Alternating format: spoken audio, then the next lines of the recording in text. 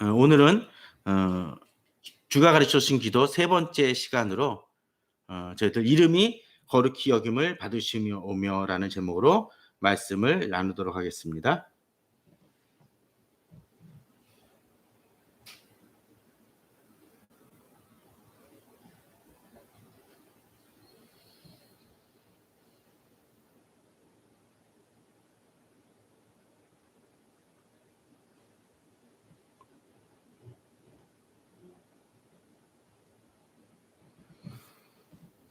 네, 잠깐만요. 네.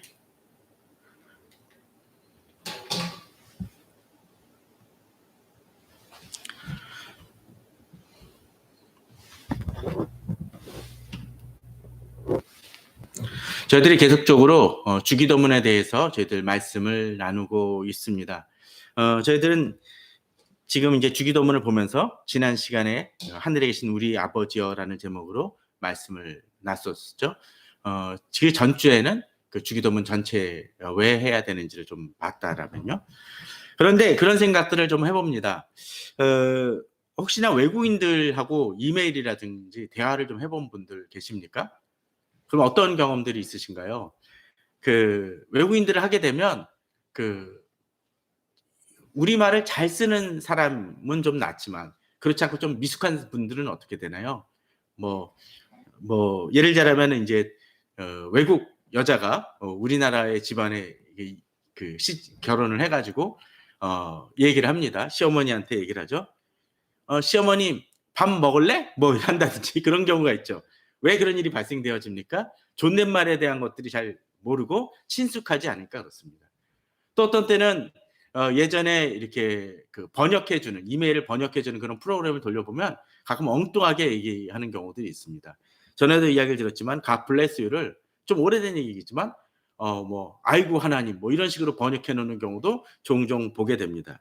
무엇이 문제입니까? 의도는 그것이 아니지만 이 우리나라 어법이라는 것이 그런 것이 친숙하지 않고 뭔가 어색하기 때문에 잘못 이해하고 번역하는 것입니다.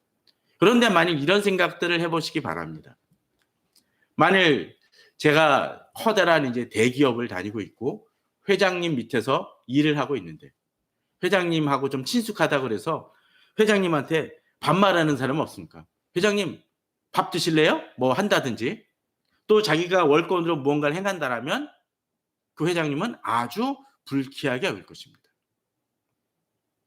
뭐 대통령을 모실 때도 많이 모신다 할지라도 그렇겠죠. 대통령하고 아무리 친숙하다 할지라도 함부로 대통령을 대하거나 대통령의 뜻이 이러한데 그것을 마음대로 자기 반대로 한다면 문제가 될 것입니다. 또 대통령에 대해서 함부로 모욕적인 언사를 하게 되면 그것도 문제가 될 수 있을 것입니다. 또 가정에서도 마찬가지겠죠. 자, 우리는 지난 시간에 하늘에 계신 우리 아버지여라고 배웠습니다. 그런데 이 하늘에 계신 우리 아버지 이 다음 부분을 보기 이전에 이 주기도문의 형태에 대해서 좀 살펴봤으면 합니다. 자, 이 전체 주기도문을 다 읽진 않겠지만 주기도문은 크게 세 부분으로 나눌 수 있을 것 같습니다. 첫 번째는 뭘까요? 내가 기도드리는 대상이 누군지 곧 하늘에 계신 우리 아버지여라고 할 것입니다.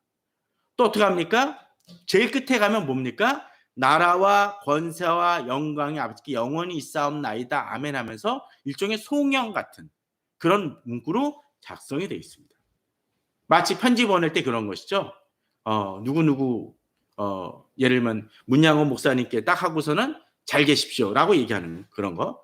그런데 그거는 편지를 이루는 기본적인 형태이긴 하지만 실제 내용은 아닙니다. 그 안에 어떤 것이 있나요? 실제 내용, 내가 말하고 싶은 내용들이 담겨져 있죠.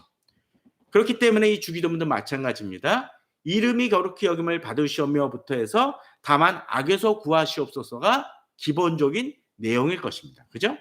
그런데 이 기본적인 내용도 잘 보시게 되면 크게 두 가지로 나눌 수 있습니다. 뭘까요? 어떤 것이 있을 수 있을까요? 자, 이렇게 나눠질 것입니다. 이름이 거룩히 여김을 받으시오며 하면서 땅에서 이루어지다라는 부분하고 또 오늘 우리에게부터 해서 다만 악에서 구하시옵소서는 아닙니다. 왜 이럴까요? 잘 보시게 되면 그 대상이 달라지죠. 앞부분 뭡니까? 하나님께 초점이 맞춰져 있습니다. 그리고 그 뒤에 부분은 어떤가요? 바로 내 자신, 우리들이 구하는 것을 다루고 있습니다. 그런 점에서 이것은 좀 구분해 볼 필요가 있습니다. 그리고 앞부분에 하나님에 대해서 얘기했었을 때 하나님께 구하는 것이 몇 가지일까요? 3가지 정도가 됩니다. 사람이 구하는 것은 뭐요? 4가지 정도가 되어집니다.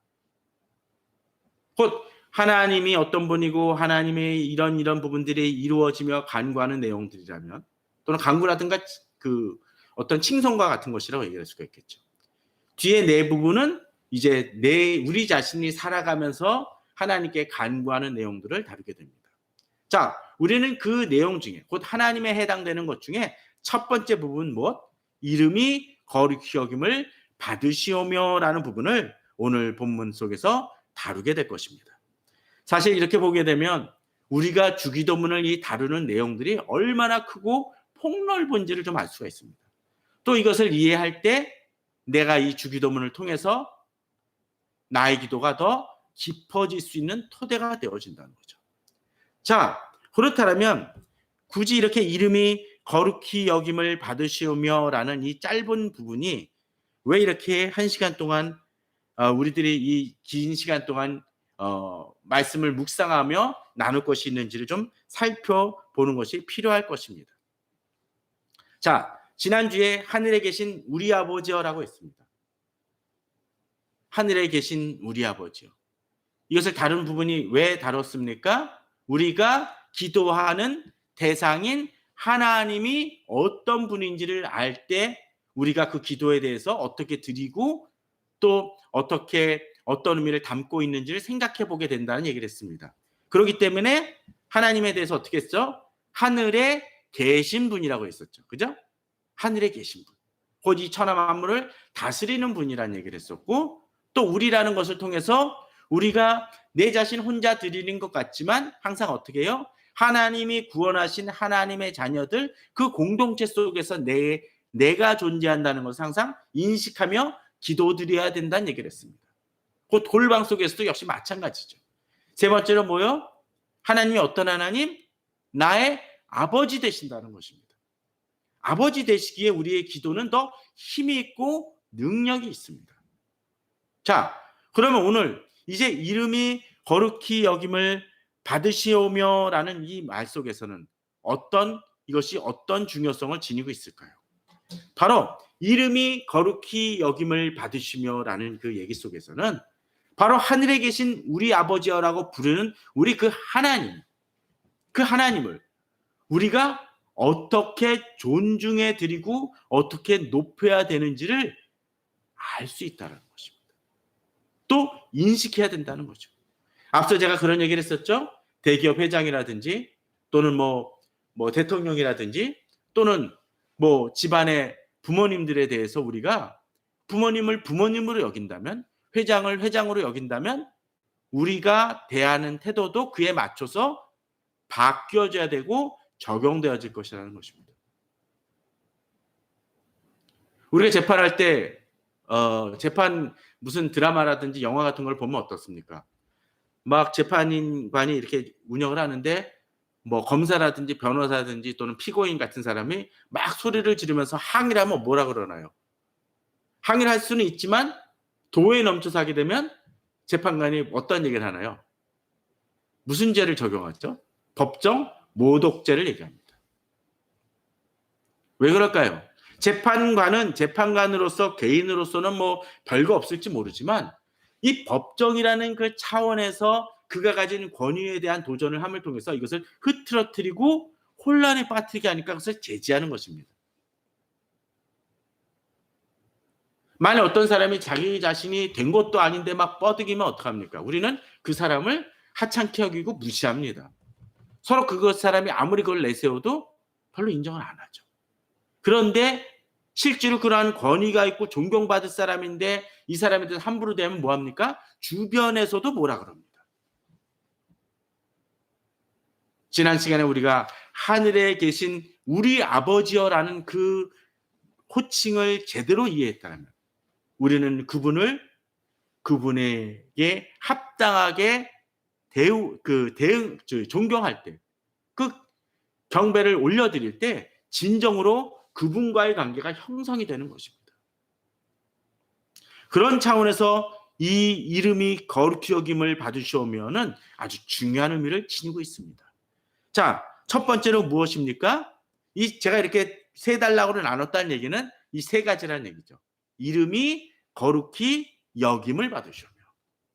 자, 첫 번째로 이름이라고 되어 있습니다. 이름은 뭘 의미할까요? 이름을 딱 얘기를 했었을 때 우리는 그 이름이 가진 가치에 따라서 우리는 달라집니다.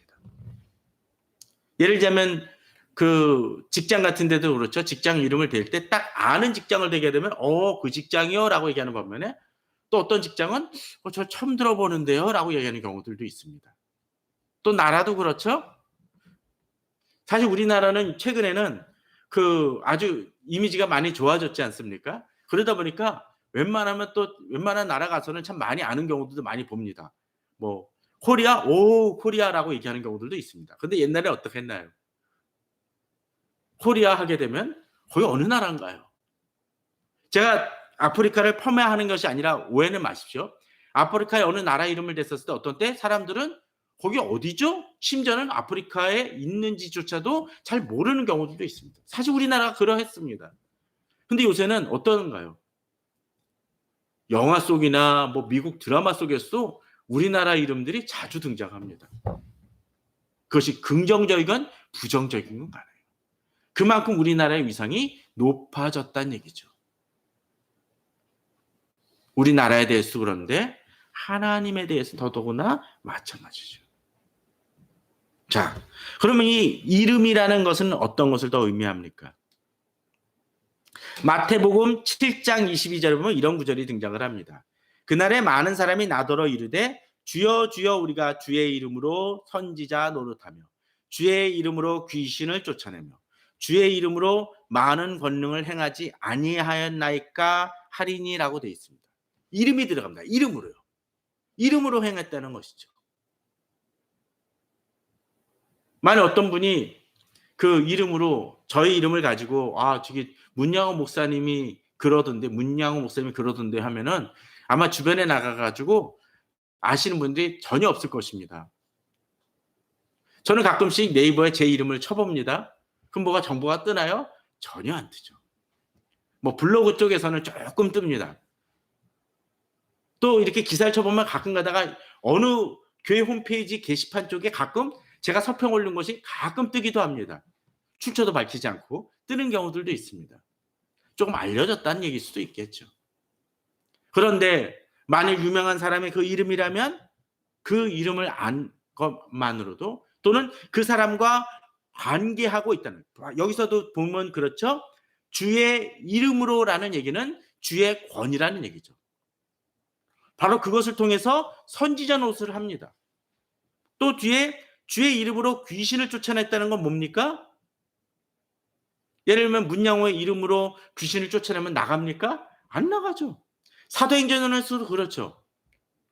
어느 사람이 이 바울이나 그런 사람들이 막 병을 낫게 하는 걸 보고서 뭐 합니까? 자기가 이제 예수 그리스도 이름으로 하니까 내가 누구도 알고 누구도 아는데 그 귀신 들린 사람이 넌 모르겠다라고 하면서 두들겨 패는 장면이 등장하지 않습니까? 이름을 갖다 걸어도 그 사람과 관계가 돼 있느냐 안 되느냐에 따라서 달라진다는 것입니다. 그러게 주의 이름으로라는 의미는 아주 중요한 의미를 지니고 있습니다. 그분이 우리에게 어떤 분이요? 하늘에 계신 누구? 우리 아버지이기 때문에 달라진다는 것입니다. 그리고 그 이름은 앞서 얘기했던 하늘에 계신 우리 아버지이기 때문에 엄청난 파워를 가지고 있고 능력을 갖고 있습니다. 그러게 마태복음 18장 20절에서는 두세 사람이 내 이름으로 모인 곳에는 나도 그들 중에 있느니라고 하셨습니다. 또 마태복음 19장 29절에서는 또 내 이름을 위하여 집이나 형제나 자매나 부모나 자식이나 전토를 벌인 자마다 여러 배를 받고 또 영생을 상속하리라고 되어 있습니다. 주의 이름을 위하여 자기의 모든 것을 희생한다 할지라도 주님이 보상해 주시겠다는 얘기입니다. 왜? 주께서 가지신 권위와 권세와 그 능력이 너무나 크기 때문에, 내가 버리는 것이 아무것도 아니기 때문에 그렇습니다. 그러기에 주의 이름이라는 의미는 중요한 이름을 지니고 있습니다. 그런데 문제는 그런 게 있겠죠. 주의 이름도 중요하지만 그 이름을 어떻게 쓰느냐도 중요할 것입니다. 자, 그런데 그 이름이 어떻습니까? 본문은 거룩이라고 얘기합니다. 이 거룩은 어떤 의미를 지니고 있을까요? 자, 요한복음 17장 17절에 보게 되면 이렇게 나옵니다. 그들을 진리로 거룩하게 하옵소서. 아버지의 말씀은 진리니이다. 요한복음 17장 19절에서도 또 그들을 위하여 내가 나를 거룩하게 하오니 그들도 진리로 거룩함을 얻게 하려 함이니이다. 자, 본문을 잘 보시기 바랍니다. 거룩이란 말. 사실 거룩이란 말은 구별되어진다, 전에도 얘기 드렸지만 분리되어진다는 의미를 담고 있습니다. 자, 분리되어진다는 의미. 예를 들자면 금의 가치는 뭐로 결정이 되어집니까? 순도죠, 순도. 그죠? 자, 갑자기 헷갈립니다. 자, 18K, 24K 했었을 때 그 순도에 따라서 달라지죠? 그죠? 14K는 더 떨어지는 거죠. 그죠? 18K면 더 높아지는 겁니다. 24K는 더 좋은 것입니다. 불순물이 최대한 적은 것을 얘기하죠. 다이아몬드도 아마 마찬가지일 것입니다. 그 순도가 어떠냐에 따라서 달라집니다. 또 어떤 광물 같은 경우도 그 불순물이 적으면 적을수록 좋을 것입니다. 약도 마찬가지죠. 약도 어떤 때 그렇지 않습니까? 예를 들면 오메가3 그런 거 보게 되면 오메가3 1000mg 했었을 때 그거에 속지 말라는 얘기를 약사분들이 종종 합니다. 오메가3 1000mg 했었을 때 그 1000mg이 오메가로만 1000mg가 아니라 다른 것들을 섞은 것으로서의 1000mg가 있을 수 있다라는 거예요. 실제로는 오메가가 한 900mg가 1000mg 중에 900mg인 것도 있지만 500mg라든가 그 이하로 되어 있는 것도 있다는 거예요. 그러면 먹으면 어떻게 해야 됩니까? 한 개 갖고 안 되겠죠. 두 개를 먹거나 3개를 먹어야 될 수도 있을 수 있습니다. 그만큼 효능이 떨어진다는 걸 얘기합니다. 거룩이란 말은 그것입니다. 하나님께서 거룩하시다라는 것은 구별되어졌다는 것, 곧 어떠한 결점이나 그런 것들도 하나님이 용납하시지 않고 하나님께 있을 수 없다라는 거죠.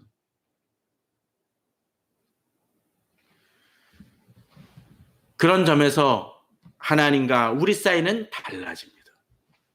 하나님은 거룩하신 분이기에 인간의 어떠한 죄도 용납하실 수 없는 분이십니다. 그렇기 때문에 우리는 최근에 로마서 퀴즈를 하고 있는데 그 로마서에서 계속적으로 얘기하고 있는 것이 무엇입니까? 율법을 지킴으로는 구원받을 수 없다라는 것입니다. 아니, 엄밀하게 얘기하면 율법을 통해서 구원받을 수 있습니까? 없습니까? 엄밀하게 얘기하면 받을 수 있습니다. 문제는 뭐요? 100% 완벽하게 지킬 수 있다.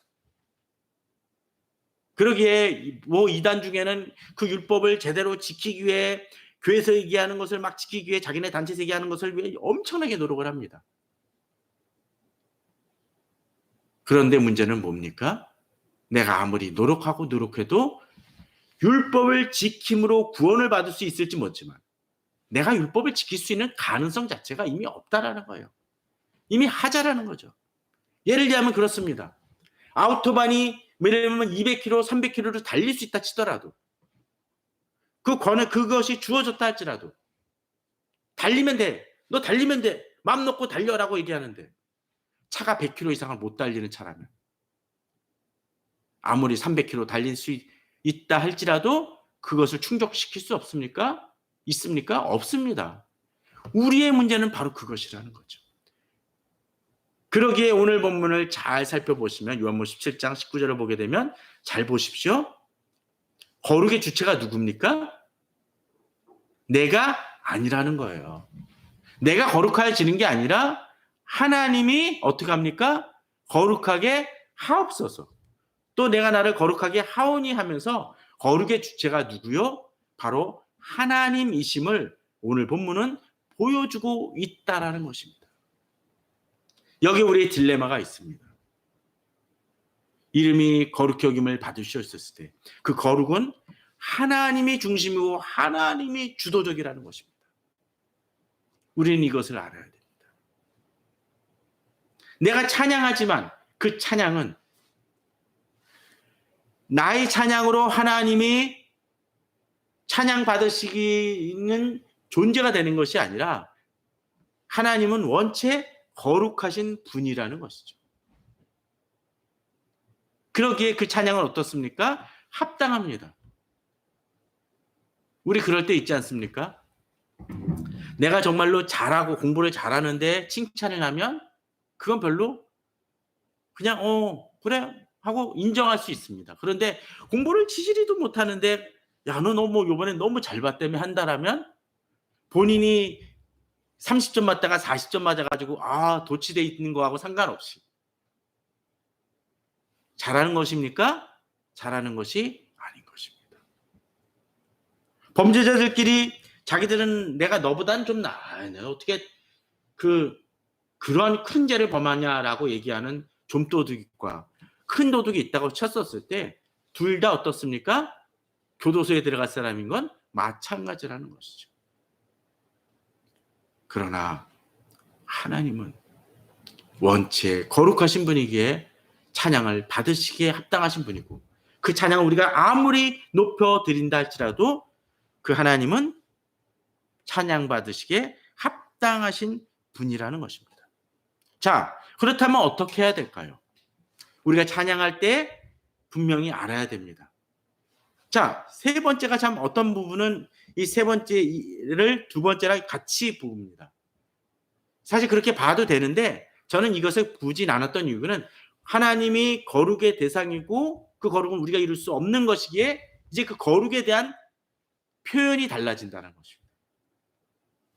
뭡니까? 이거는 여김을 받으시오며 우리가 찬양해서 그분이 찬양을 받아가지고 기뻐하실 수 있지만 우리가 높인다고 해서 그분이 높여지는 게 아니라 원체 높으신 분이라는 거예요. 그렇기 때문에 여김을 받으시오면은 하나님 한 분인 부분이 높아지기를 바랍니다라는 우리의 간구에 지나지 않습니다. 하나님은 거룩하신 분이십니다. 그러기에 우리는 그 하나님이 그 거룩하신 분이 그 거룩하심이 이 세상이 제대로 인정할 수 있도록 노력하고 힘쓸 뿐입니다. 우리가 찬양하지 않는다 할지라도 그분이 거룩하지 않은 분이 아니라는 것이죠. 자, 그럼 우리는 어찌해야 될까요? 자, 마태복음 5장 16절에 보게 되면 이런 구절이 나옵니다. 제가 좀 잘라서 얘기했는데 마태복음 5장 16절에 보면 이런 구절이 있습니다. 이와 같이 너희 빛을 사람에게 비춰라. 그래서 사람들이 너희의 선한 행실을 보고 하늘에 계신 너희 아버지께 영광을 돌리게 하여라. 쉬운 성경으로 되어 있는데 자, 이와 같이 너희 빛을 사람들에게 비춰라. 그 사람들이 너희 선한 행실을 보고 하늘에 계신 너희 아버지께 영광을 돌리게 하라. 자, 잘 보시게 되면은 우리가 어떻게 합니까? 우리 빛을 사람에게 비춰라라고 되어 있죠. 또 그럴 때 어떻게 합니까? 사람들이 너희의 선한 행동을 보게 된다는 것입니다. 그리고 우리가 비춰요. 비추게 되면 어떻게 합니까? 그걸 사람들이 봅니다. 그리고 나서 어떤 일이 벌어집니까? 하늘에 계신 너희 아버지. 아까 우리가 제일 보는 그 구절과 같죠? 하늘에 계신 너희 아버지. 우리나 너희 차이일 뿐이지만 너희 아버지께 영광을 돌리게 하여라라고 되어 있습니다. 자, 하나님이 지금 변모가 있습니까? 그냥 그대로이십니다. 그런데 우리가 그분을 세상에 더 어떻게 알릴 수 있습니까? 우리가 우리 빛을 사람에게 비출 때요. 근데 문제는 그 빛이 어떤 빛이냐가 중요하겠죠. 두 번째 단락을 보게 되면 이 빛은 어떤 빛이어야 됩니까? 선한 행동입니다. 우리가 율법을 통해서 우리가 구원받는 것은 아니지만 우리가 하나님의 말씀대로 제대로 행함을 통해서 어떤 일이 벌어집니까? 우리 모습을 통해서 다른 사람들이 어떻게 해요? 그 빛을 보게 되고 그것을 통해서 하나님이 하나님 되심을 깨달아 알게 된다는 것입니다. 자, 여기서 보게 되면은 이제 중요한 부분이 등장을 합니다. 이름이 거룩히 여김을 받으시며라는 얘기 속에서는 하나님은 나와 상관없이 거룩하신 분이고 영광을 받으시는 분이시지만 이제 또 그 사실을 누가 합니까? 우리가 알죠. 왜? 우리는 하늘에 계신 우리 아버지를 알 수 있는 존재들이니까. 그런데 세상에는 어떻습니까? 그 주님을 하나님을 알지 못하는 사람들이 있다라는 거예요. 그러면 이 하나님을 누가 알게 할 수 있습니까? 우리가 통로가 된다는 것입니다. 거룩히 여김을 받으시며라는 그 속에서는 우리가 그에 합당한 행동을 해야 됨을 이야기해 주고 있는 것입니다. 그러게 우리는 하나님을 높이면서 우리 자신이 우리 행위로는 구원받을 수 없지만 우리를 은혜로 구원하신 그 하나님의 그 영광을 알고 기뻐하기에 이제 그 하나님께서 세상 사람들도 그 하나님을 알아갈 수 있도록 하기 위해서 우리가 어떻게 우리 빛을 밝혀야 된다는 것입니다. 그 빛은 어떤 빛이요? 앞서 얘기 들었던 것처럼 선한 행동일 것이고 그것을 통해서 아버지께 그들이 우리를 통해서 하나님 아버지를 알게 되고 또 그들도 이제 하늘에 계신 우리 아버지라고 부를 수 있는 그 통로로서 우리를 열 수 있게 된다는 것입니다. 진정으로 바로 우리가 이렇게 하나님께 영광을 돌리게 하기 위해서는 우리가 하나님을 찬양하는 것만이 아니라 우리 삶이 하나님께 드려져야 된다는 것을 오늘 본문은 특별히 보여주고 있다는 것입니다. 그런 점에서 우리는 기도도 분명 중요하지만 기도에 합당한 삶을 살아야 됨을 오늘 본문은 보여주고 있습니다. 진정으로 하나님이 하나님 되심을 안다라면 하늘에 계신 분이고 우리 아버지시고 아버지 되심을 우리가 인식하고 있다라면 그 이름이 존중받게 하기 위해서 또 그 이름이 거룩하게 거룩히 여김을 받으시도록 하기 위해서 우리가 해야 될 것은 바로 하나님의 자녀된 우리가 하나님의 이름을 높일 수 있도록 또 하나님을 다른 사람들이 세상 사람들이 알아갈 수 있도록 힘써야 됨을 오늘 본문은 보여주고 있다는 것입니다. 그러기에 이렇게 한 단계 한 단계 내려가는 작업들이 이루어진다라는 것이죠. 또한 잠언 30장에선 이제 이렇게 얘기합니다. 내가 두 가지를 주께 구하였사오니 내가 죽기 전에 내게 거절하지 마옵소서. 곧 헛된 것과 거짓말을 내게서 멀리하옵시며 나를 가난하게도 마옵시고 부하게도 마옵시고 오직 필요한 양식으로 나를 먹이시옵소서.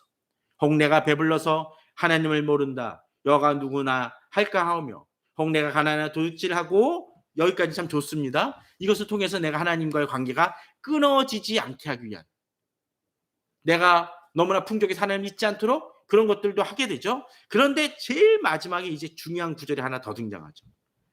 네, 이렇게 돼서 잘못되어져서 내 하나님의 이름을 욕되게 할까 두려워합니다. 왜? 우리는 하나님의 자녀이기 때문에. 하나님의 자녀인데 우리가 하나님을 잊어버린다는 것은 요새 표현으로 따지면 이 문제 있는 자녀죠. 아니 요새는 부모가 참 문제가 많아가지고 자녀가 부모를 존중할 수 없을 때도 있지만 정말로 존중할 만한 부모님인데도 불구하고 자녀가 전혀 엉뚱하게 살아가고 있다면 이건 문제 아닙니까? 또 어떤 정부가 너무나 잘하고 있는데도 이 국민들이 그 정부를 계속적으로 비난만 한다면 이건 문제 아닙니까? 회사도 마찬가지예요. 특별히 하나님에 대해서 우리가 그렇습니다. 하나님은 거룩하시고 구별되어지는 그 분이시고 또 우리에게 베푸시고 우리를 도우시는 분이신데 우리를 하나님의 자녀 삼아 주신 분이신데 우리가 하나님을 그 구원을 잊어버리고 내 마음대로 살아가고 욕되이 오히려 세상을 의지하여 살아가다가 그 모습은 결국은 하나님의 이름을 욕되게 하는 것과 같다라는 거죠. 오늘 우리는 이 이름을 거룩히 여김을 받으시오매라는 이 짧은 구절을 통해서 우리는 우리들이 하나님을 어떻게 여기며 하나님께 진정 드려야 될 경배를 드리고 있는지를 돌아보는 시간 되기를 바랍니다. 그러할 때 그 기도는 더욱더 하나님께 올곧게 드려질 수 있을 것이고, 또 그 기도를 통해서 우리 자신을 돌아봄을 통해서 하나님과의 관계가 깊어지고, 또 하나님께 드려지는 기도를 드림을 통해서 하나님께서 부으시는 은혜를 우리가 경험할 수 있게 되는 것입니다. 저는 우리 성도님들이 이번 주기도문을 통해서 계속적으로 그 기도가 깊어지길 바랍니다. 그런데 여러 가지 기도를 통해서 응답받는 것만이 아니라 진정 하나님이 하나님 되심을 제대로 알고 그분께 온전히 제대로 경배드림을 통해서 진정으로 주님을 알아가고 주님을 경배함을 통해서 주님과 소통하는 그 통로가 온전히 열리고 그 기쁨을 누릴 수 있는, 풍성히 누릴 수 있는 우리 성도님들 되시기를 주님의 이름으로 축원합니다. 다 같이 기도하시겠습니다.